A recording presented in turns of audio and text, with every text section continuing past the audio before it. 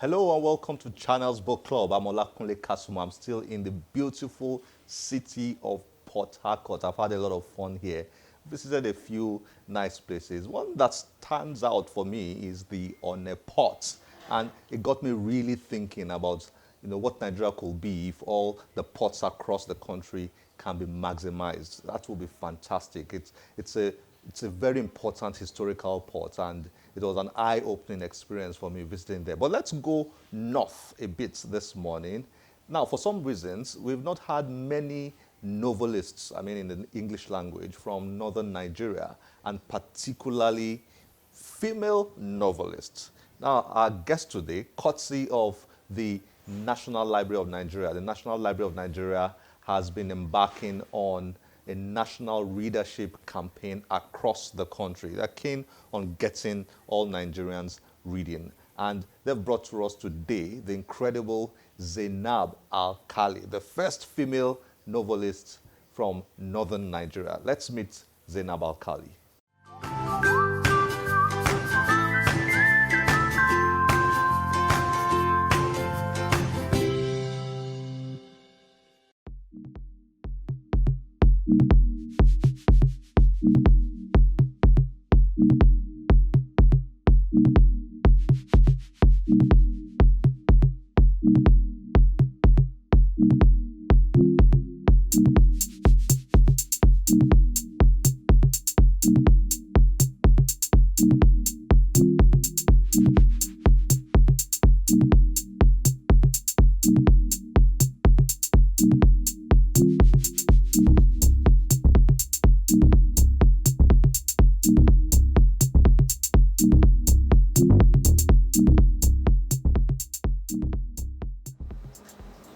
We were taught by our parents and grandparents through oral narratives, what we call tales by moonlight now, storytelling. In my primary school, up to about the level of secondary school, we were still listening to our grandparents tell stories. And we get our education that way, because in storytelling, your forefathers or your parents, your grandparents will tell you about the history of your people. We learned all the legends and the myths. It was a way of entertaining us and also a way of educating us.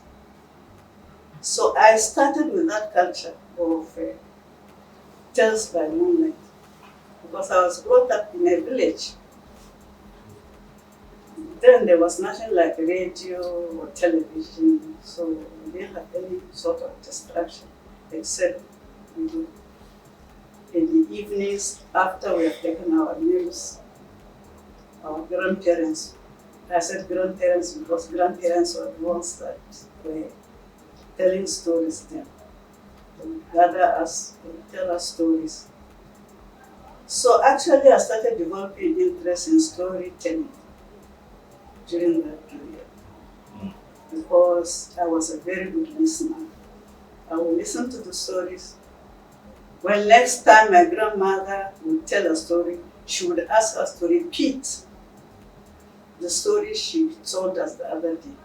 And I was always the first to repeat the story.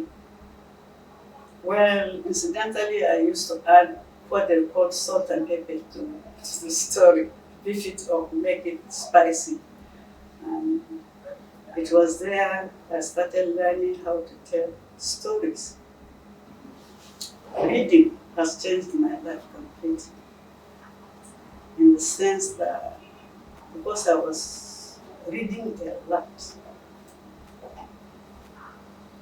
I told myself one day that but I can also write like these people if I try.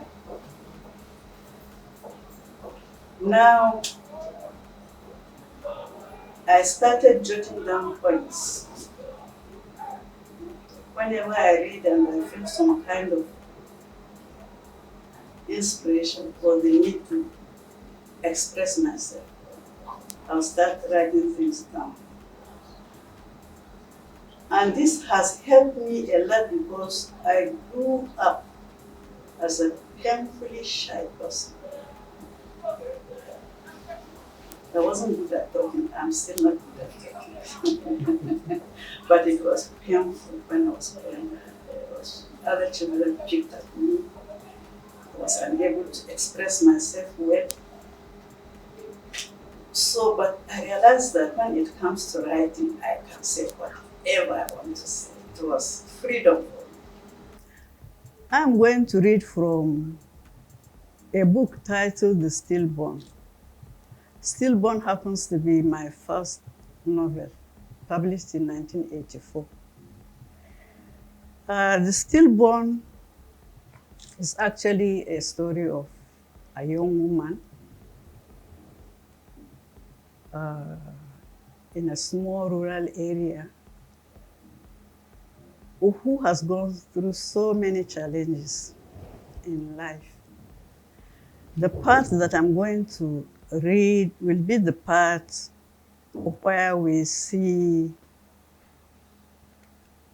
the village in which she grew in, the marketplace. It was extraordinarily cold. The dry and dusty Harmattan wind blew relentlessly, making it impossible to see beyond a few yards. The village was already alive with activity because it was Tuesday morning, the village market day. Lee, the name of the lady, had to go to the market early to buy eggs for her father, in spite of the chilly weather. Eggs would be scarce later on in the day because the hill station houseboys would buy them in dozens.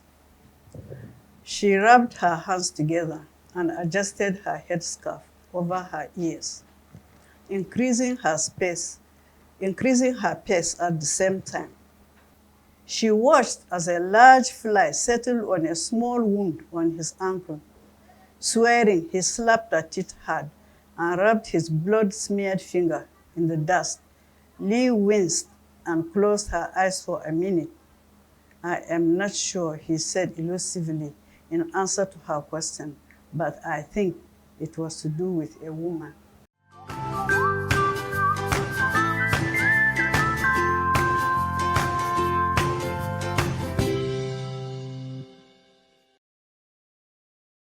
So last week we introduced to you this book titled The Will to Win. It's the biography of the iconic Biodun Shobanjo. And we showed you the first part of that interview and promised that this week we'll show you the concluding part of that interview. But I was just flipping through, there's this chapter here titled Innovate or Die. Now think about that. Companies and organizations go down when they stop innovating. When you stop innovating, you start dying. The companies that last so many, many years and are on top of their fields are companies that constantly innovate because things are constantly changing. Our tastes are changing, our cultures are changing, our interests are changing, technology is constantly changing. So once a company does not innovate, the company begins to die. Here's a quote from Biodun Shobanjo: "You win always when you think ahead of your customers always." So you win when you constantly think about what your customers will be needing, not just now, but they'll be needing in the future, they'll be needing tomorrow. Once you think like that as an individual or as an organization, then you win, says Biodun Shobanjo. It's really a loaded book, interesting quotes here and there. There's another quote here. The source is unknown, chapter 9. The source of this quote is unknown. "Man cannot discover new oceans unless he has the courage to lose sight of the shore." That's deep. I mean, you don't stay on the shore and discover new oceans, do you? You've got to launch out there and go so far that when you look back, you can't see the shore again.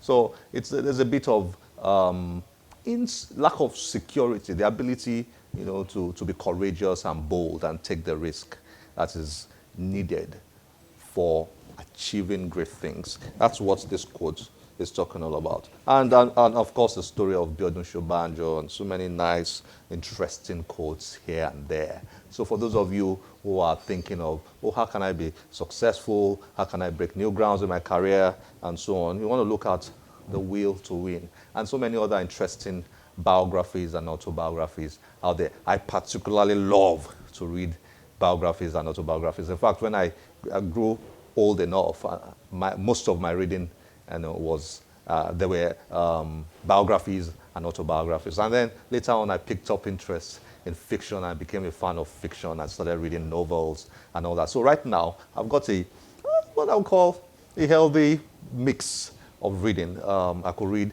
non-fiction, I could read fiction, I could read biographies, autobiographies, novels. And of course, my job makes sure that I read all sorts of things, and I thoroughly enjoy reading. So let's go to the second part of Biodun Shobanjo's interview. Enjoy this.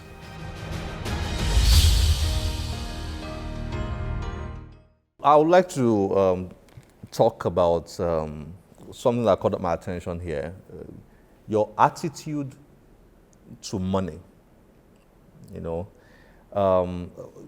First of all, when you started, you had a very prudent approach to money. Option to buy A, more expensive. Option to buy B, less expensive but gets the job done. You picked B at the beginning. I would like you to say something about that. I know your parents' influence, had a lot to do with you developing that attitude early. But how much did it help you? It did. My father was very prudent, generous. His father loved him because he took care of his father. It didn't matter where we are. My father would ensure he sent money to his father. In those days, the post office regularly to his church at home, to his relations. He took care of them. He was a railway worker, don't forget. And by the time he died, he had 2 houses. One in Ijebu, one here in Lagos.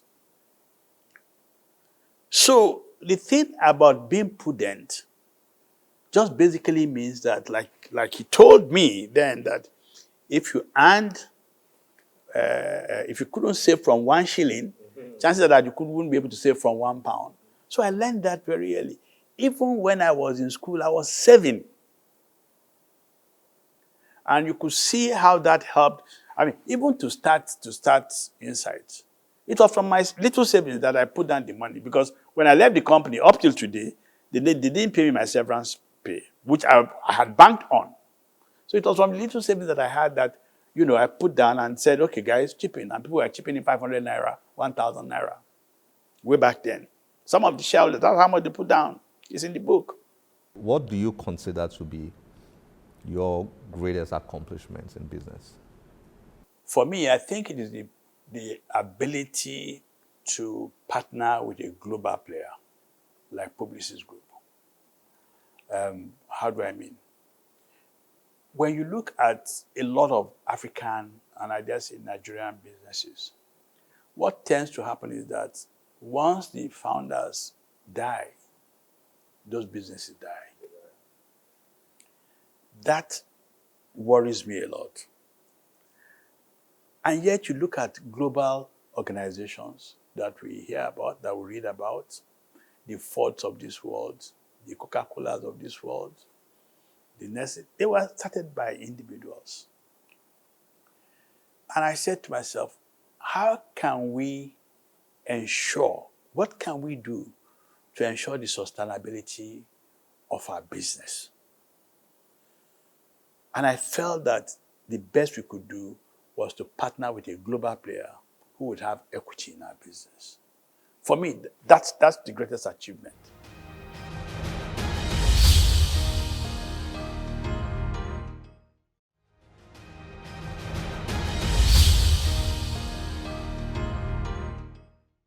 I was looking out for your relationship, if I may use that word, with Nigeria.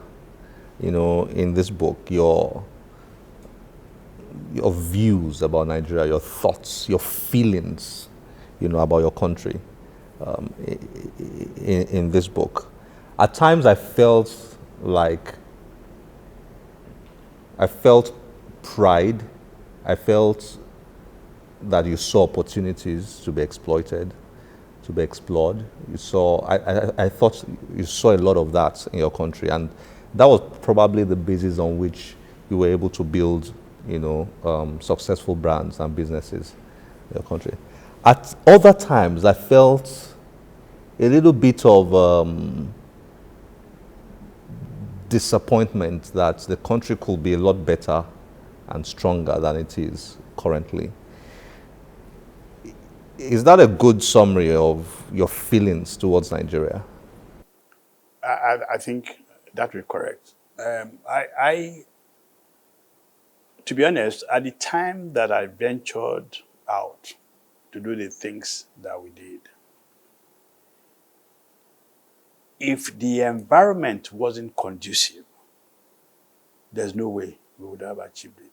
I have always held the view that the responsibility of government is to create an enabling environment where people can thrive. All right?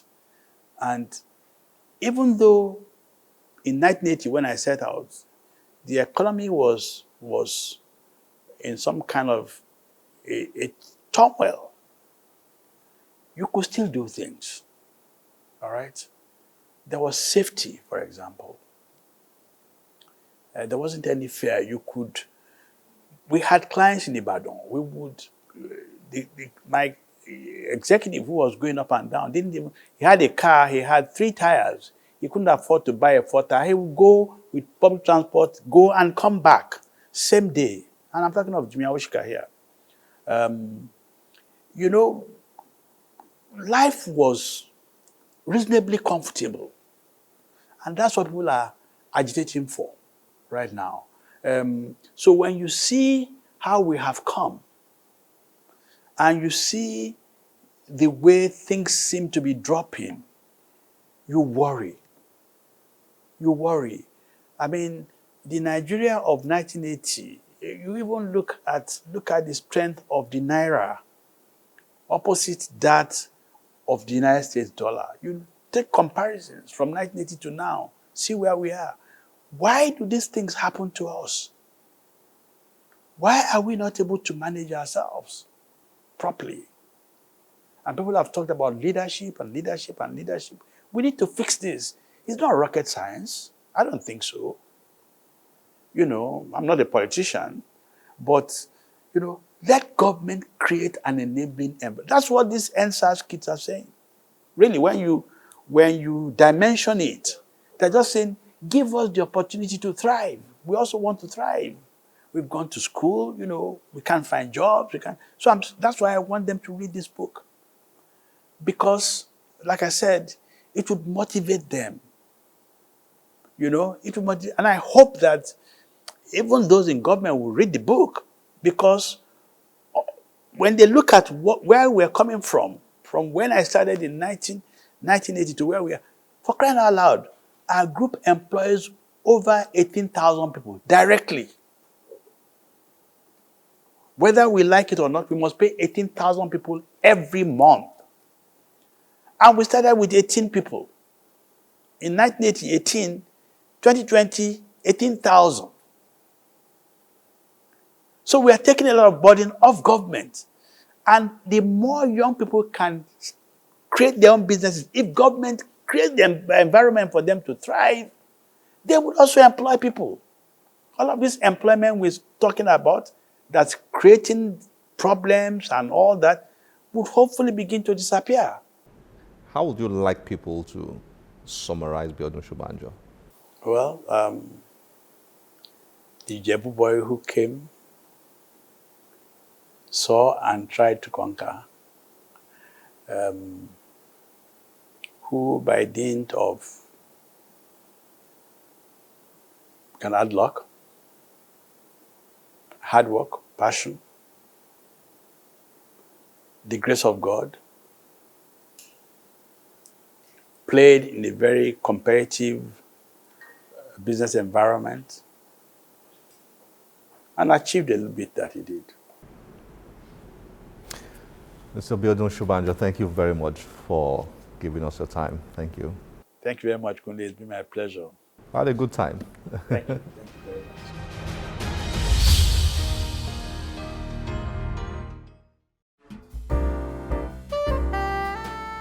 Nobel laureate Professor Wole Soyinka finally launched his first novel in nearly half a century since his last novel titled The Season of Anomie.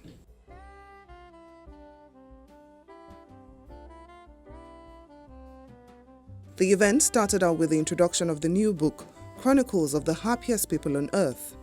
The publisher Bookclub describes the novel as a narrative tour de force. The 524-page fiction novel tells the story of an alliance formed between four friends to make an impactful change in their nation.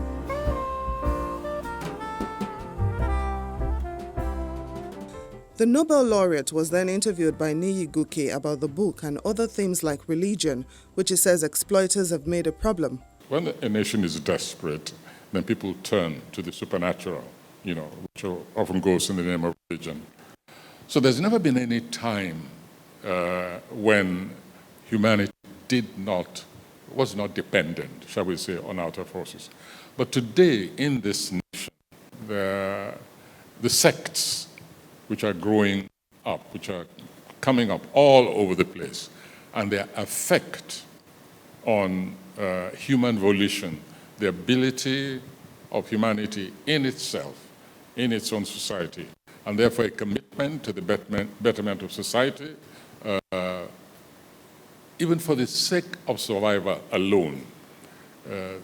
The dependency today is on a level which, for me, actually reduces our humanity. And then, the reading of excerpts from the book. You can picture the scene yourself. In the vestry, all the hubbub died instantly. No one knew in what direction to look.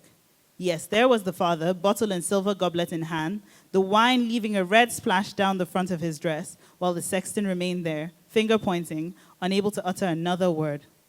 So it all happened, it was claimed, during one of Papa D's exorcist sessions. That is, in the presence, more or less, of over 5,000 strong congregation. The crucial event took place out of view in the special privileged section, but not out of hearing of an assemblage that had itself attained that level of paroxysm of worship, to which, as in all things, while all may partake, only a few are called. His long-suffering vehicle broke down along Ikorodu Road, just before the turn-off for Bagada, heading for Oroshoki. It took the form of a multi-layered, cracked china rattle that he had never heard before, as if a box of domestic discards was being sorted for a jumble sale. He sighed, irritated that this should happen on a day when he happened to be at the wheel himself, having granted his driver a 3-day leave of absence to travel out to a village for the prelude ceremonies to a betrothal. His driver was taking a brand new wife. Lovers of literature and celebrities couldn't hold back their excitement about the book, as well as appraisals for the author. It's audacious in the language and the description. And when they read the part where a guy took a cutlass and cut somebody's head out, that's Wole Soyinka. Some of us who are pretend writers are in awe when we meet the real writers. So I was in awe of the whole thing, thoroughly enjoyed myself, learned a few things. This for me is just so, I was telling somebody inside that I ran through You Must Set Forth or Done in 2 days. But for this, I find myself stopping after every chapter to just savor it. Like it took quite a while for this to come out, since the season of Anomie. So I don't want to rush this. Professor Soyinka penned his autograph on the books, and the event came to a euphoric close.